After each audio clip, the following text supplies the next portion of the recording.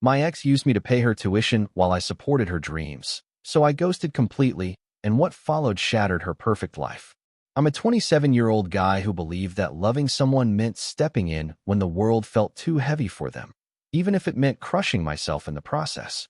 Rachel came into my life trembling and exhausted, talking about overdue tuition, suffocating panic attacks, and the fear of being kicked out of university if she slipped even once.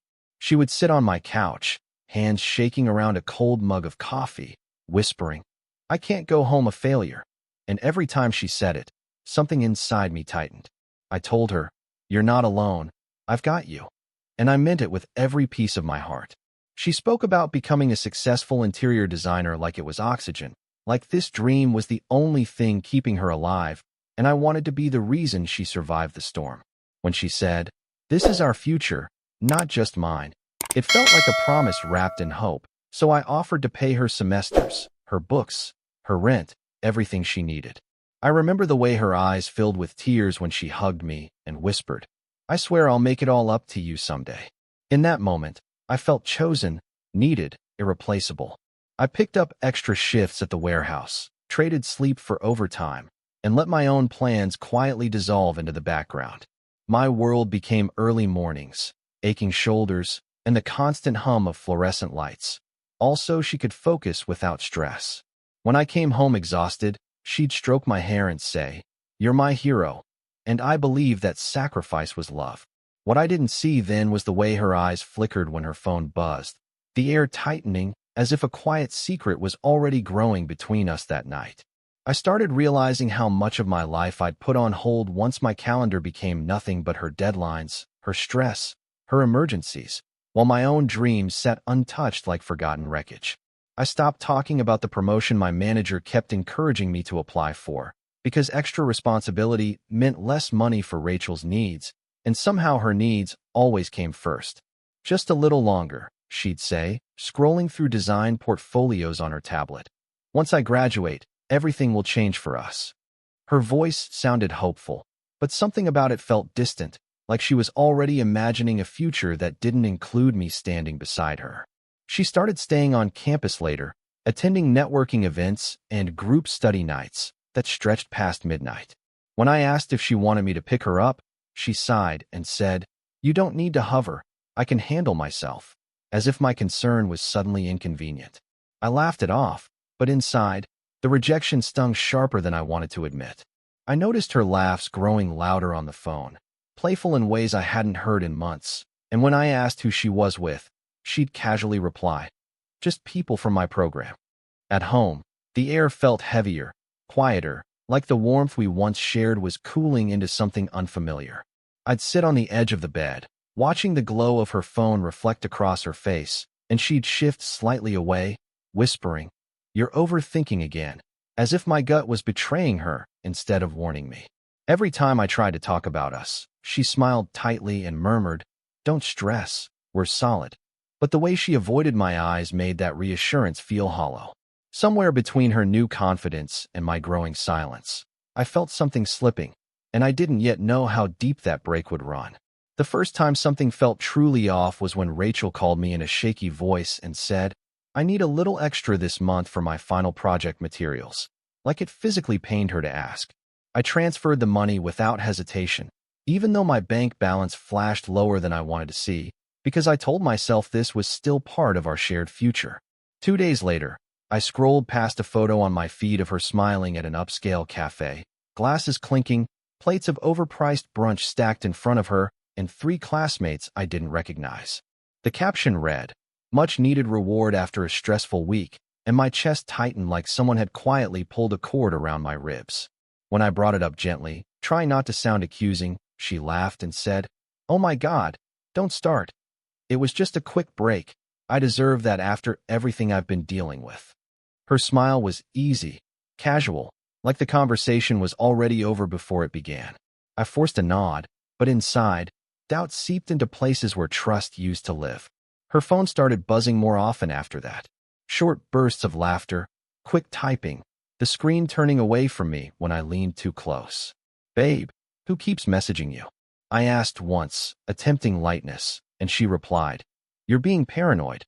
It's just group chats, without meeting my eyes. That word stuck with me. Paranoid, like I was the problem for noticing what was right in front of me.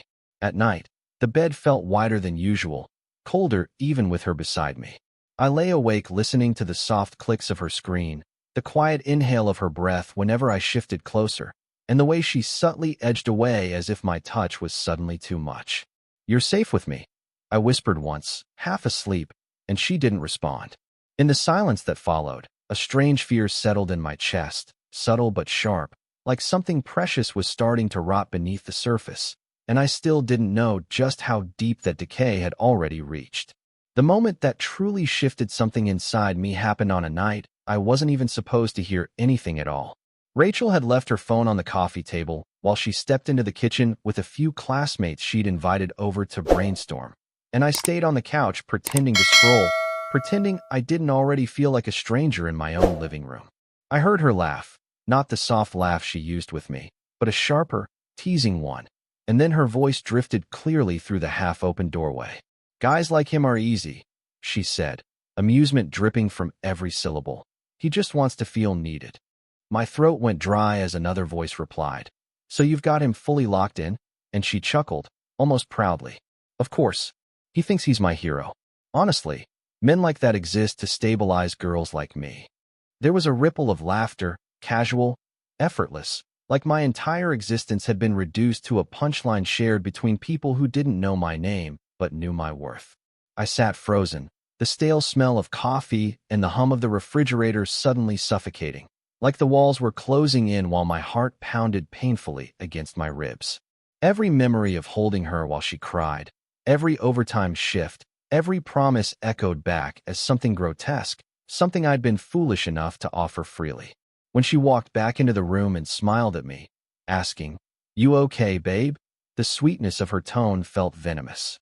"Yeah," I managed, my voice barely steady, "just tired." She nodded, brushing her fingers along my arm as if the moment I'd just experienced didn't exist, as if my pain was invisible. That gentle touch, once reassuring, now felt scripted, rehearsed, calculated.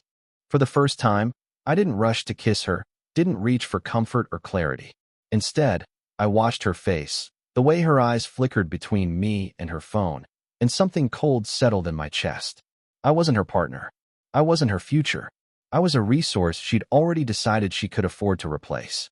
And as I stared at her familiar smile, I realized I had no idea how long she'd been laughing at me behind my back, or who she'd been laughing with. After that night, I couldn't unhear her words no matter how hard I tried to pretend nothing had changed. Every smile she gave me felt rehearsed. Every "I love you" sounded like a line delivered on cue, and the quiet in our apartment started feeling thick with hidden truth. I found myself watching instead of trusting, noticing things I'd once ignored because love made me blind. Her phone buzzed constantly, lighting up her face with soft blue during late hours, and she'd tilt the screen away as if shielding it from me was instinct, not a choice. One afternoon, I saw a tagged photo pop up online. Rachel stood close to a tall guy in a crisp jacket, both of them laughing like they shared a private world. The name under the picture read Marcus, and her caption said, "Design Partner Energy," followed by a heart emoji that made my stomach twist. When I asked her who he was, trying to keep my voice calm, she shrugged and said, "Just someone from class. You're reading too much into it." But the way she said it sounded like dismissal, not reassurance. That night, while she showered, her laptop chimed with a message notification, the sound echoing in the quiet apartment like it was trying to drag something into the light. My hands trembled as I glanced over without touching a thing, and there on the screen were words I wasn't supposed to see. "I hate pretending when he's around." My heart pounded so violently I thought I might be sick. When she came back into the room, towel around her shoulders, I just stared at her, searching for something familiar in the woman I thought I knew. "Are you okay?" she asked lightly, like she was checking the weather. "Do you even care?" slipped out of my mouth before I could stop it, and her brows knitted together in false confusion. "Why are you acting like this?" she sighed. "You're making things weird for no reason." Her words landed heavy, twisting the reality of my pain into something I felt guilty for feeling at all. And as she turned away, already irritated, I realized I wasn't just losing her. I was losing myself inside her manipulation, and I still didn't know how much worse it was going to get. The midpoint came crashing into my life on a quiet afternoon when Rachel left her laptop open on the kitchen counter, rushing out the door with a hurried, "I'll be back soon, okay?" Like nothing inside our home was already breaking apart. I told myself not to look, that crossing that line would make me the villain in my own story, but my hands moved almost on instinct, guided by the suffocating weight of everything I'd been noticing. The screen blinked awake to a conversation thread already open, and there it was, her name beside Marcus's, scrolling with casual familiarity I'd never been allowed to share. "You're just using him for stability, right?" Marcus had typed, bold and direct, like this was normal conversation. Rachel's reply followed seconds later. "Of course. He's temporary financial security.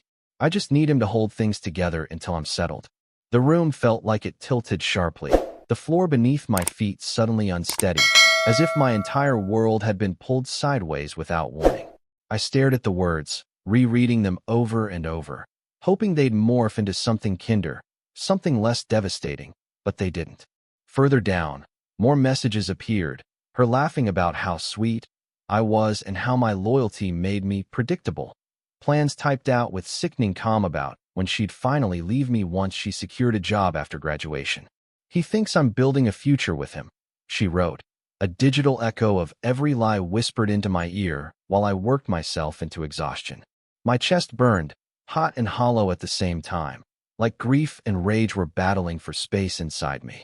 When the front door creaked open minutes later and she called, "Hey, babe," I didn't answer. I just closed the laptop slowly, my hands trembling as if they'd brushed against something toxic. For the first time since meeting her, I didn't feel heartbreak alone. I felt clarity settling in like ice. And as she stepped closer, smiling unaware, I realized I wasn't just her boyfriend anymore. I was her safety net, and I had the power to disappear completely. I didn't scream, didn't cry, didn't even confront her that night. Something inside me went cold and quiet, like a switch had been flipped so hard it broke clean off.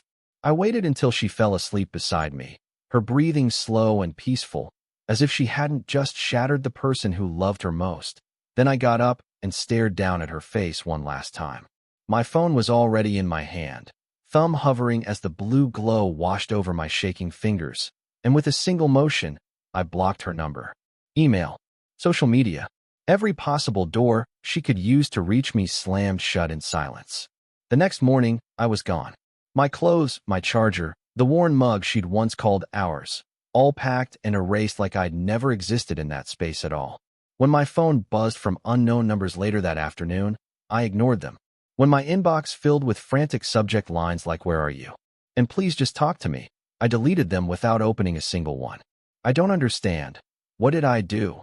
Her voice crackled through a mutual friend's voicemail, heavy with confusion, but there was no apology, no realization, just entitlement to my presence. Then the messages started shifting. "You're being dramatic. You can't just vanish like this," she snapped in another one, irritation bleeding through the desperation. I listened quietly, heart aching but steady, as if the silence itself was finally protecting me.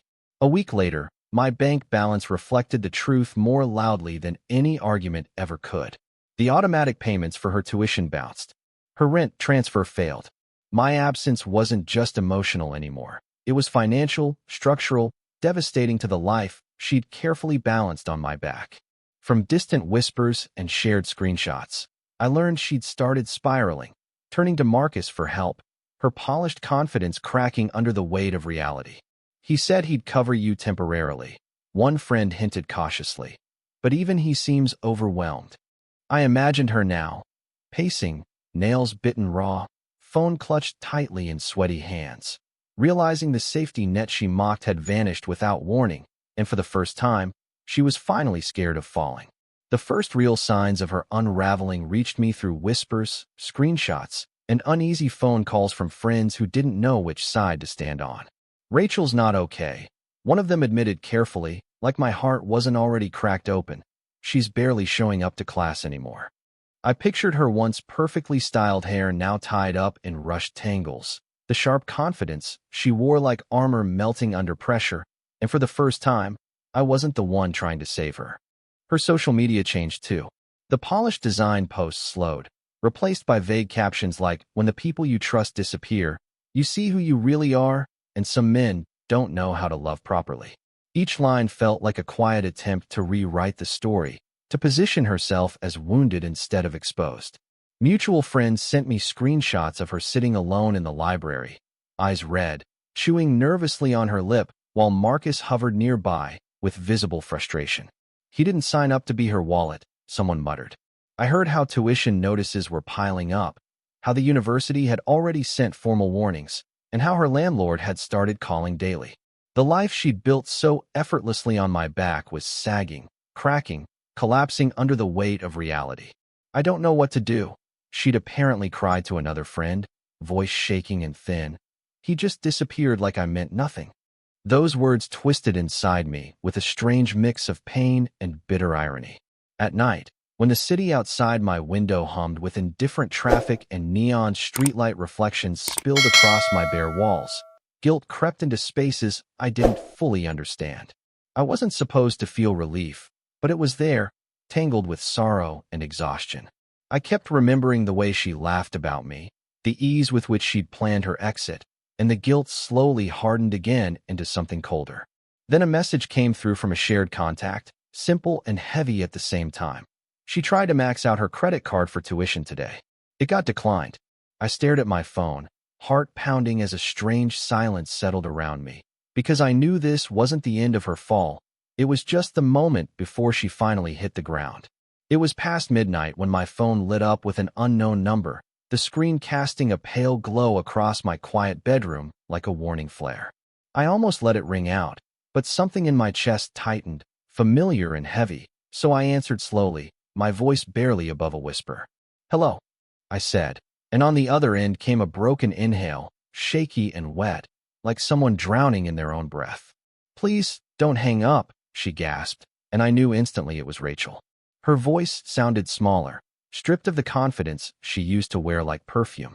In the fuzzy background, I could hear the echo of rain hitting pavement, distant traffic whooshing by, and the faint buzz of fluorescent lights, like she was standing somewhere cold and exposed. "I don't know what I did wrong," she choked, sobs catching against her throat. "Everything is falling apart, and I can't fix it." My hands tightened around the phone as she poured it all out. How Marcus stopped answering, how her landlord was giving her until the weekend to pay or leave, how the university threatened suspension if fees weren't cleared immediately. "I tried everything," she whispered, breath jagged. "I even sold my laptop, but it's not enough." For the first time, she wasn't telling me about her dreams. She was begging for survival. "I made a mistake," she cried, voice splintering. "I shouldn't have pushed you away. You were the only one who ever really believed in me." The air felt thick around me, like each word was pressing against my ribs, demanding something I no longer had the strength to give. "You disappeared," she continued desperately, "and now I don't even recognize my life."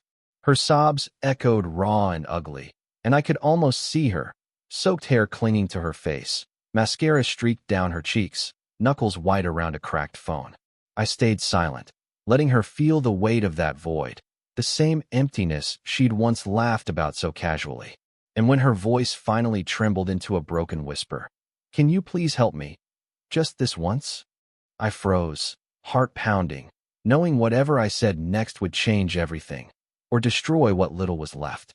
I agreed to meet her, not because I felt pity, but because I needed to see whether the girl who destroyed me could even recognize the wreckage she'd left behind. We chose a small cafe near campus, the kind with fogged windows and the scent of burnt espresso hanging thick in the air, and when I walked in, I barely recognized her. Her shoulders slumped, hair pulled into a careless knot, eyes swollen and rimmed red like she hadn't slept in days. When she saw me, she stood so fast her chair scraped loudly against the floor, and the sound sliced through my nerves. "Thank you for coming," she whispered, voice trembling as if she might shatter mid-sentence. I stayed standing, hands tucked in my pockets, the space between us feeling wider than the distance I'd already created. "Rachel," I said calmly, and just hearing her name out loud felt strange, like touching an old scar. She started rambling immediately, words tumbling over each other. "I messed up, okay? I was scared, confused. I didn't mean any of it like that." Marcus pressured me. I wasn't thinking clearly. Her eyes searched mine desperately, as if she could still find the version of me who used to melt at her tears. I pulled my phone out slowly and slid it across the table. "Do you remember these?" I asked, my voice quiet but razor sharp. Her breath caught when she saw the screenshots, the messages, the jokes, the plans to leave me once I was no longer useful. That wasn't confusion, I continued, eyes never leaving hers. That was strategy. Tears rolled down her cheeks, splashing onto the table as she whispered, "I didn't know it would hurt like this." The irony tasted bitter in my mouth. "You didn't care how it felt when it was happening to me," I replied, each word steady but heavy. Her lips quivered, hands shaking as they hovered just inches from mine. "Please, I'll fix it. I swear I'll make it right this time." Her fingers almost brushed my skin, and for a split second, I felt the pull of old memories. I leaned back slowly, cold air settling between us, and said softly, "You already showed me who you are." Her face crumpled further, fear filling her eyes as she realized something she wasn't ready for, and I knew she still had no idea what came next. After that meeting, I walked away without looking back, but Rachel didn't let the narrative die quietly. Within hours, cryptic posts began appearing on her social media, carefully curated to paint me as the villain. "Sometimes the people you love abandon you when you need them most," one caption read over a filtered photo of her tear-streaked face. Comments flooded in with sympathy and confusion, strangers defending a version of her that didn't exist, and my chest tightened as I realized she was still trying to control the story, even while drowning in it. But the truth has a way of clawing itself into daylight. Mutual friends who knew the full situation started pushing back, commenting cautiously at first, then more boldly, sharing what they'd seen and heard. "He paid your tuition for years," someone wrote. "You laughed about using him," another added. I watched the comments spiral, the praise turning to questions, then to doubt, and finally to quiet judgment. Her perfect image began to crack in front of an audience she could no longer manipulate. I heard that Marcus publicly distanced himself, denying everything and saying, "Their situation was never my responsibility." Job prospects she'd bragged about started dissolving when recruiters questioned her emotional instability, and whispers of suspension from the university grew louder. The confident girl who once treated me like a tool was now pacing between lectures and unpaid bills, her world shrinking with every rumor. And still, she tried to hold on to me. Late at night, messages found their way through new accounts, unfamiliar numbers, strangers acting as messengers for her desperation. "She just wants to apologize one more time," a friend pleaded gently. "She's not okay," another warned, like that might soften the walls I'd built around my heart. One evening, as rain streaked against my window in slow, restless lines, I received a shaky voice note from an account I didn't recognize. Her voice was hoarse, almost unrecognizable beneath the tears. "I know I don't deserve anything from you," she sobbed, "but I can't live with this guilt anymore. Please, just tell me what you want from me." My pulse quickened as her words echoed through my quiet room, thick and trembling in the air. I stared at the screen, realizing I stood at the edge of something final, something that could destroy or redefine the power I now held.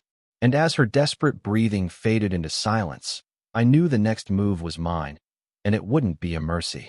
I didn't reply to her voice note. I didn't craft a speech or rehearse some grand final line for the satisfaction of closure.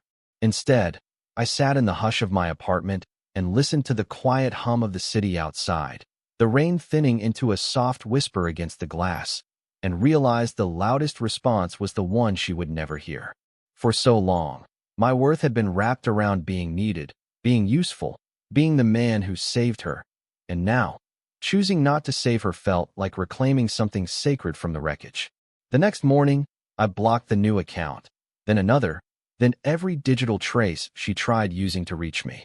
My hands were steady as I did it, like I was sealing a chapter I'd already mourned. "You're really done?" a friend asked carefully over coffee, and I nodded, surprised by the calm in my own voice. "I don't hate her," I said, staring out the window at people rushing past with umbrellas and tired eyes. "I just don't belong in that story anymore." Days turned into weeks, and the ache that used to live in my chest softened into something quieter, a deep, tired exhale I didn't know I'd been holding. I started sleeping through the night, without flinching at notifications. I applied for the promotion I'd once abandoned and walked into that office interview with a spine I'd forgotten I had. When the manager said, "We'd be lucky to have you step into this role," a strange warmth bloomed in a place where only doubt used to live. Occasionally, whispers still reached me. How Rachel transferred schools, how she moved back with her parents, how she stopped posting altogether, but they no longer cut like they once did. The girl who called me temporary security had finally met the permanent consequences of her choices. And as I stood alone one evening, watching the sunset wash the sky in quiet gold, I realized the most powerful revenge wasn't anger or cruelty. It was becoming someone who no longer felt the need to look back. Still, every now and then, I wondered if she understood that the man she broke didn't disappear. He just learned how to choose himself.